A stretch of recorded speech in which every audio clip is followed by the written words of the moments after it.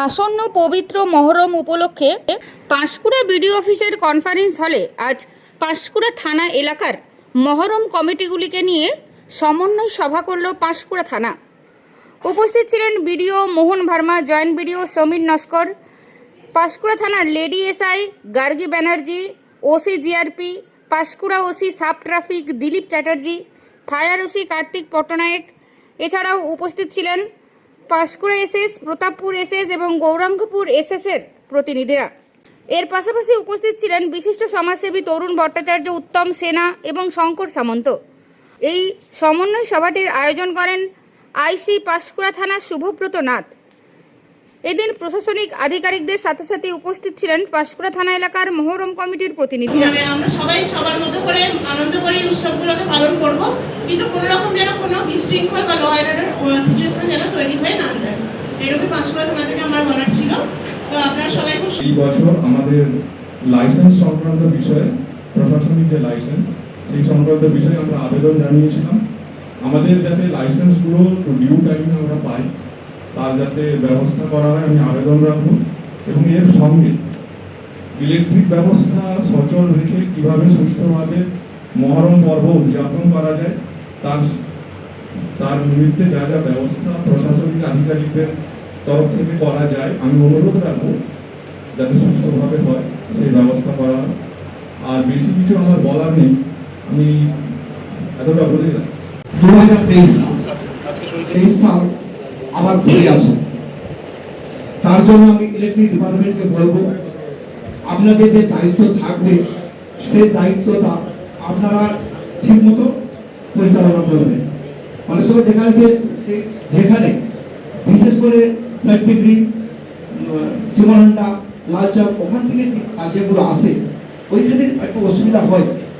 তো ওখানে আপনারা যে লোকগুলোকে দেবেন ওইটা যেমন ঠিকঠাক থাকে। অনেক সময় দেখা যায় যে তার খোলা নিয়ে অনেক সমস্যা হয়, ওনারা চলে যান, ওনাদেরকে খুঁজে পাওয়া যায় না।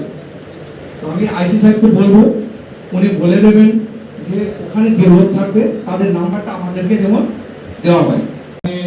সিদ্ধা, জিয়াদা এবং লালপুর এখানে একটা বড় মহরম হয়, আমি যেটা দেখেছি। তো প্রতি বছর হয় এবং সেই অনুযায়ী প্ল্যান হয়, প্ল্যান করে থানা এবং ট্রাফিকের সঙ্গে মহরম কমিটির লোক বসে একটা প্ল্যান হয়, সেইভাবে মহরমটা হয়। তো প্রতিবারের মতো আইসি স্যারের সঙ্গে আমি কথা বলছিলাম, স্যার আমার বললেন যে হ্যাঁ এইভাবেই হয়। আপনার আইন শৃঙ্খলা মেনে সুষ্ঠুভাবে এবং মহরমের যে তাজিয়ার উচ্চতা সেটা আপনারা মাথায় রেখে করবেন, এটার জন্য অনেক সমস্যা হয়। এনএইচের উপরে লক্ষ্য করবেন যাতে তাজিয়াগুলো না ওঠে, সুশৃঙ্খলভাবে আপনারা উৎসব পালন করুন, সেটাই আমরা চাইব। প্রশাসন সবসময় আপনাদের পাশে আছে।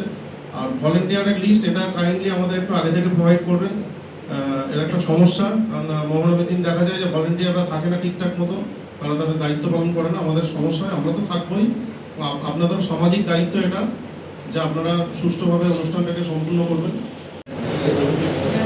রেলের যে এলসি গেটগুলো থাকে অর্থাৎ গেট, ওই গেট দিয়ে তাজিয়া বার করবেন না, মহা বিপদ হতে পারে।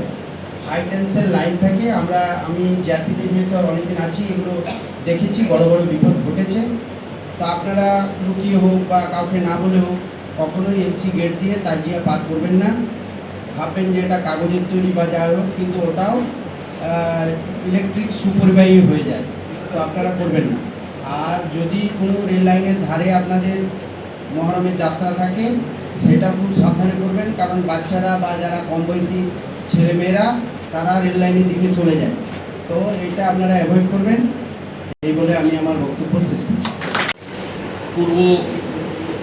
পূর্বে যারা ধর্মের জন্য আত্মবলিদান দিয়েছেন তাদেরকে স্মরণ করার দিন।